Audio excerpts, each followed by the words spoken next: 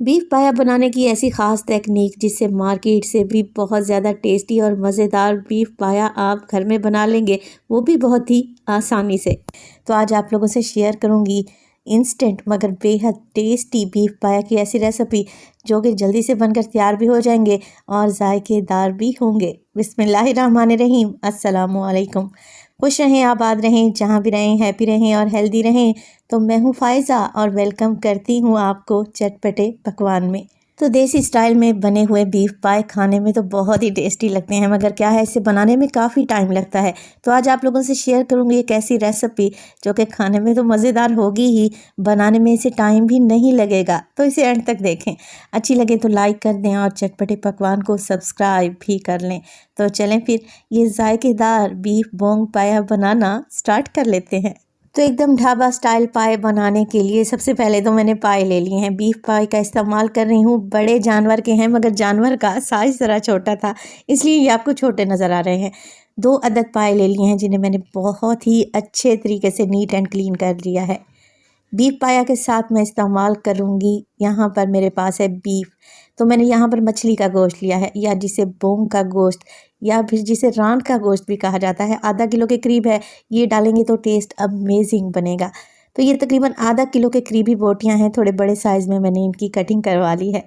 चलें जी, टोटल कुल मिलाकर इनका वज़न अगर देखा जाए तो तकरीबन 2 किलो के बराबर है। पाए मैं बना रही हूँ प्रेशर कुकर में, आप पतीले में भी बना सकते हैं मगर क्या है फिर टाइम ज़्यादा लगेगा।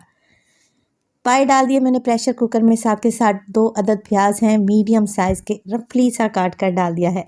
यहाँ पर तकरीबन 12 से 13 कलियाँ हैं मेरे पास लहसुन की, जिन्हें छील कर मैंने साबित ही ऐड कर दिया है।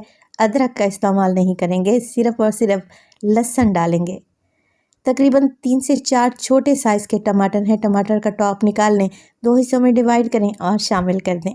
साथ के साथ इसमें डालेंगे नमक, तो 1 टीस्पून अभी शामिल कर रही हूँ।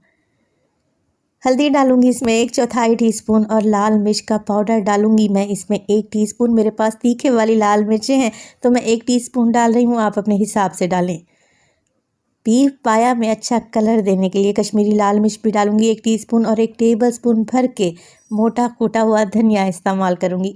हाफ टेबल स्पून डालूंगी मोटा कूटा हुआ ज़ीरा। ये दोनों चीज़ें भुनी हुई नहीं है, बस मैंने इन्हें मोटा मोटा सा कूट कर डाला है। अच्छा, पानी शामिल कर दें। पानी आप लोगों ने इतना डालना है कि पाए इसमें डूब से जाएं।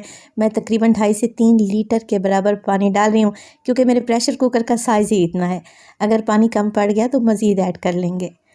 पाए की खुशबू को बढ़ाने के लिए, शोरबे में अच्छी खुशबू के लिए और जायका पैदा करने के लिए मैं डालूंगी इसमें कुछ खड़े गरम मसाले। तो 2 अदद बड़ी इलायची का इस्तेमाल करूंगी।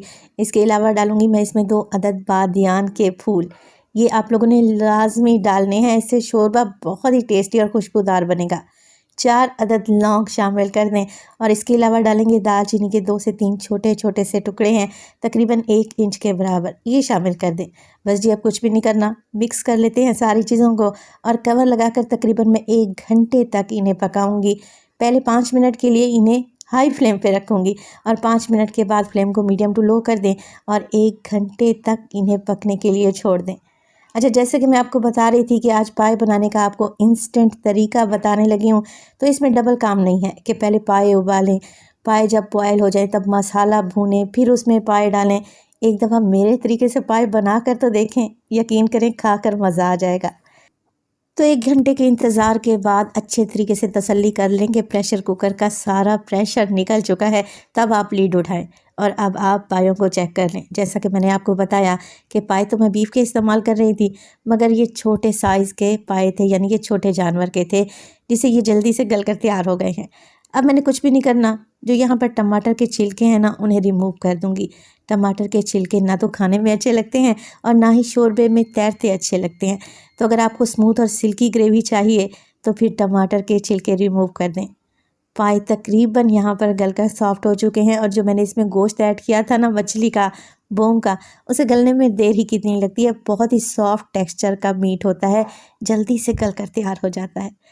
अब यहाँ पर देखिए मैंने पाए कढ़ाई में शिफ्ट कर दिए हैं क्योंकि पाए की मैंने करनी है अच्छे तरीके से भुनाई। और इसी स्टेज पर अगर तो रेसिपी आप लोगों को ज़रा सी भी अच्छी लग रही हो, रेसिपी को लाइक कर दें और चटपटे पकवान को सब्सक्राइब भी कर लें।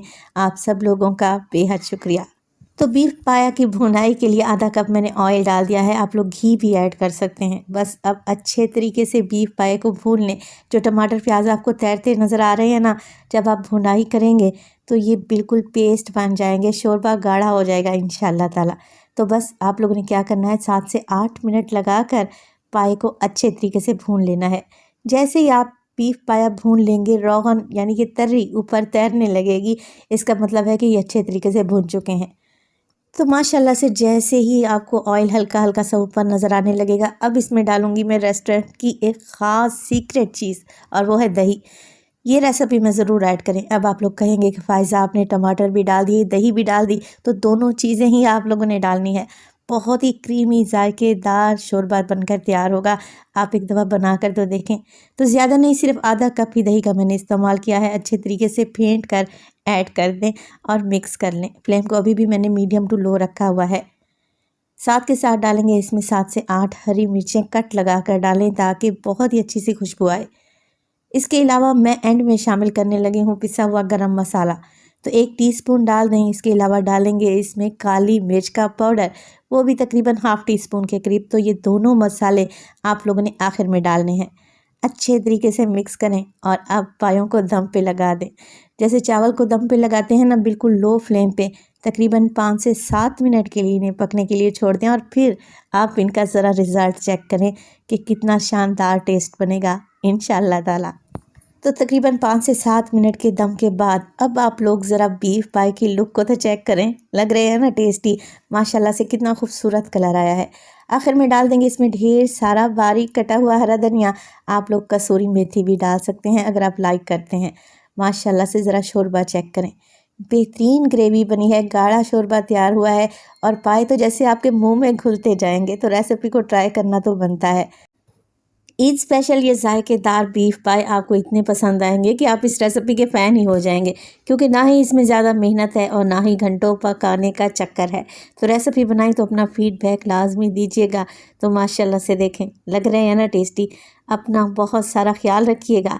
फ़ायज़ा को अपनी दुआओं में याद रखिएगा। मुझे दीजिए इजाज़त। टिल देन, अल्लाह निगहबान।